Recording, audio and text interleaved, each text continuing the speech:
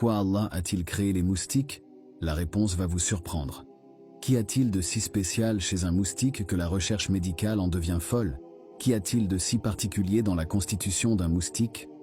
Découvrons tout ce qu'il y a à savoir sur cette petite créature, tant les aspects anciens que récents.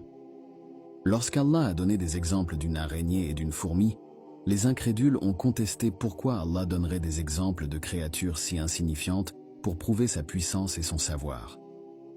En réponse, Allah dit « Voici, Allah ne se dérobe pas à proposer l'exemple d'un moustique ou même de quelque chose de plus insignifiant. » À l'écoute de ces paraboles, les croyants savent que c'est la vérité de leur Seigneur, tandis que ceux qui rejettent la vérité disent « Qu'est-ce qu'Allah veut dire par ces paraboles ?» Ainsi, il en égare beaucoup, tout comme il en guide beaucoup. Et il n'en égare ainsi que les transgresseurs. Chaque création d'Allah a un but et une sagesse profonde cachée. Allah dit dans le Coran, « Nous n'avons pas créé le ciel et la terre, et ce qui est entre eux sans but. C'est l'opinion de ceux qui ne croient pas. Malheur donc à cause du feu à ceux qui ne croient pas. » Sourate 38, verset 27. Aujourd'hui, nous discuterons de la sagesse et des secrets inimaginables cachés dans la naissance d'un moustique. Allah a utilisé le mot arabe pour les moustiques, qui fait référence aux moustiques femelles. Cela signifie que le moustique qui pique un humain et suce son sang est une femelle, pas un mâle. Ce n'est que récemment que l'homme a été capable de développer des microscopes avancés qui peuvent zoomer sur la petite créature et montrer si un moustique est mâle ou femelle. Et ce n'est qu'après cela que nous avons pu découvrir que c'est le moustique femelle qui suce le sang, pas le mâle. Et le Coran nous l'avait dit il y a 1400 ans. À propos de cette petite créature, c'est une petite créature, mais même avec sa petite taille, il possède toutes les parties du corps, comme les animaux les plus géants, en particulier les éléphants. Non seulement cela, il a 2 parties supplémentaires également, des ailes et des cornes. Pourtant, il est 1000 fois plus petit qu'un animal sauvage. Si cela ne montre pas la qudrate et la gloire d'Allah, alors qu'est-ce qu'il ferait? Les yeux d'un moustique ont des centaines de petites lentilles et sont énormes pour fournir à cette créature la vision sensible et précise qu'elle possède. Il existe plus de 3000 espèces de moustiques, chacune ayant des habitats et d'autres caractéristiques différentes, et il s'agit seulement d'une estimation approximative. Nous ne sommes toujours pas sûrs du nombre de types de moustiques qui existent. Un moustique a 3 cœurs, et tous sont de 3 types différents. Il a 48 dents, plus que tout mammifère. La trompe du moustique possède 6 couteaux, chacun ayant un but différent. Il possède plusieurs systèmes sensoriels avancés, et c'est ainsi qu'il reconnaît la peau d'un homme dans le noir. Sa salive contient une substance anesthésique qui paralyse la zone du corps qu'il mord.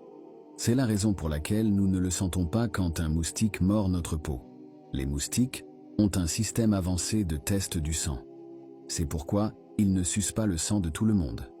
La découverte la plus étonnante à propos d'un moustique est le parasite qui se trouve sur les ailes d'un moustique. Les ailes sont plus légères que l'air. Imaginez un autre être vivant assis dessus.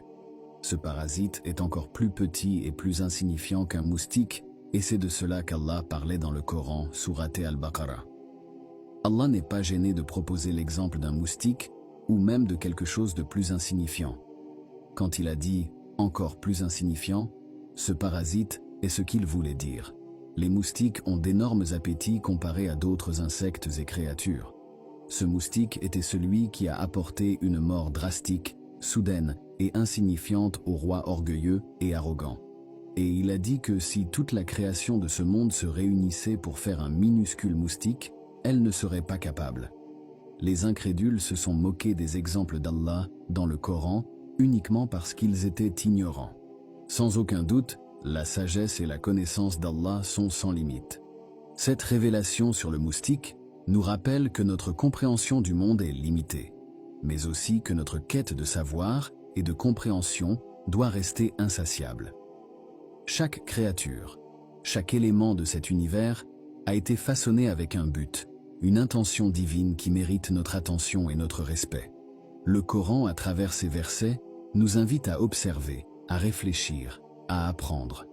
Il ne s'agit pas seulement de lire le texte sacré, mais de le vivre, de le laisser imprégner notre existence, de permettre à sa sagesse de guider nos pas. Ce Ramadan et chaque jour qui suivra, puissions-nous nous engager à approfondir notre connaissance du livre d'Allah, à chercher en lui et dans la création les signes de sa grandeur. Que cette prise de conscience nous inspire à vivre avec plus de gratitude, d'humilité et de dévotion. Que notre voyage à travers les mystères de l'univers nous rapproche d'Allah, en reconnaissant sa puissance et en célébrant sa création dans toute sa splendeur. Ce n'est qu'en embrassant pleinement le message du Coran que nous pourrons apprécier la véritable essence de notre existence et la profondeur de l'amour d'Allah pour nous. Alors que nous refermons ce chapitre sur le moustique, souvenons-nous que chaque jour nous offre une nouvelle opportunité d'apprendre, de grandir et de nous émerveiller. Puissions-nous saisir ces moments, chercher constamment à comprendre les merveilles qui nous entourent et trouver dans chaque petite créature un rappel de l'infini amour et de la majesté d'Allah.